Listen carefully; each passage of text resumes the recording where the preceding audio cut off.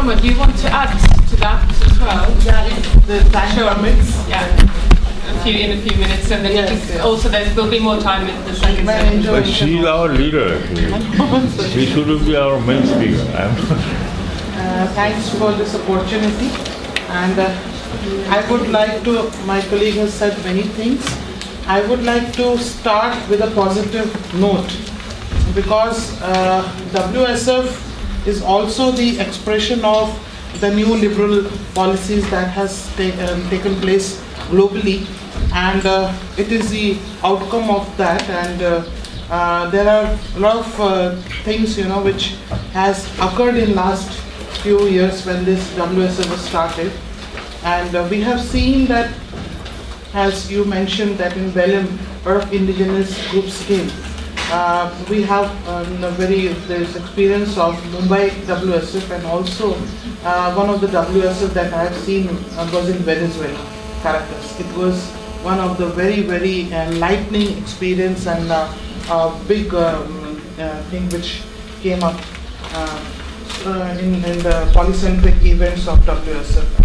So we did not see WSF as a homogeneous kind of entity. It was definitely where people are all coming together and talking and discussing and sharing their experiences about the new liberal and the globalized and this kind of issues that hovered all over the world. And in that opportunity, it was if I talk about the spaces of the social movements, it was that opportunity where the social movement has to, go into it. And a lot of opportunities was there, but unfortunately, the the initiative that was to be taken by the political parties or the trade unions or the social movements was very, very meager. Like in Mumbai WSF, we saw, though it was organized by the labor workers organization, and the lead initiative was taken by that. But many parties and the trade unions, they were very much uncertain to participate. Whereas like the social movement, people like us or NAPM, and they were wanting to be there. And I would like to tell you that more than 4,000 people, they participated in Mumbai WSF, and they traveled from all over the country and without tickets in the train. So they were, they came in a kind of a big gathering, and they were not aware. They were simply very like forest people. We work among the forest people and the agriculture workers, and they were moving all around. They were so for 4 or 5 days they could make it that it is that people are talking about poverty according to their simple kind of understanding, that people are talking about poverty, then governance. And we are not alone. We are all together in all of this world. All us are together to fight against the poverty, against the bad governance, against the taking away of the livelihoods, against their equality, patriarchy. All these questions, that came, very significantly. And I would also like to say, in this WSF process, not only started this kind of debates among the social movements and people who could never think that they could come into such kind of gatherings, but it also gave a lot of strength to small countries like Pakistan.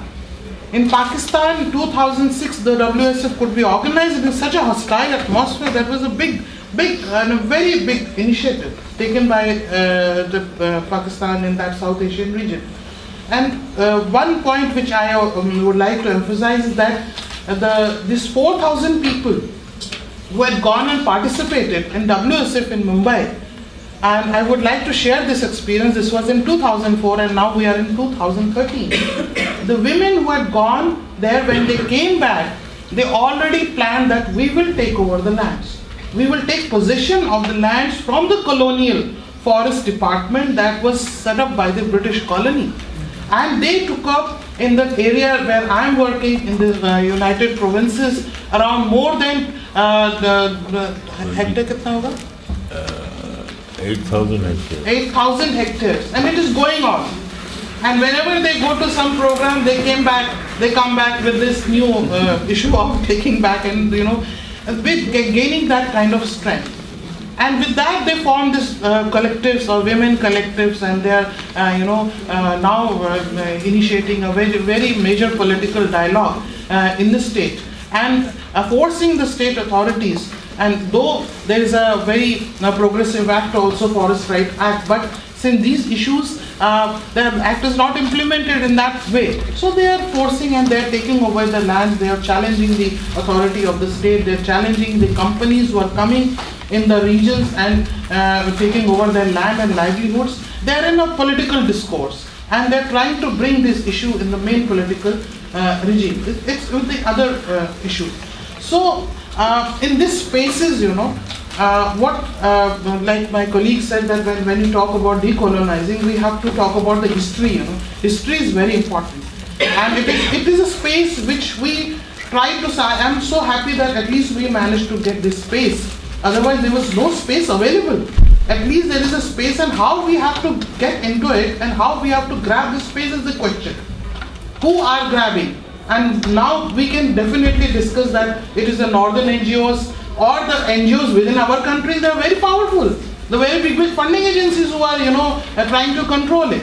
And what is these spaces that the social movements of the trade unions and the political interventions have to be done? That has to be decided among ourselves. It is not that somebody will give us the space. Already there is no space. It is the space that I learned from very poor women who only know about their livelihoods and who know about that how to secure the future. And you talked about the Mother Earth also. This is the real and the basic and the fundamental issue that the indigenous people are bringing. They are talking about the Mother Earth. They are not talking about talking about the financial crisis. They are talking about the crisis of the whole global world. It is not for themselves. It is for the entire universe. So which they are talking, and how that space has to be snatched away by this capitalist kind of a thought is a major challenge. And WSF, in fact, these discussions should happen in this kind of spaces, and where we should not go on grumbling that this has not happened, that has not happened. In fact, this space is a major opportunity, because I, as a very simple kind of an activist got an opportunity to go to Venezuela, and I saw what Chavez has done and what Chavez could do in his country with the poor, and the poor women are the real strength of his government, and they could reduce the poverty. But in our country, like South Asian countries, the governments play with the poverty line, statistics. They keep on moving up and reducing the calories, and in fact, showing that our poverty has been reduced, and people are fighting on it. That you cannot reduce only in papers that poverty has reduced. There has to be some specific programs. The political programs needs to be taken. So these initiatives are very important, and I would close. I don't know, we can intervene later. Thank you.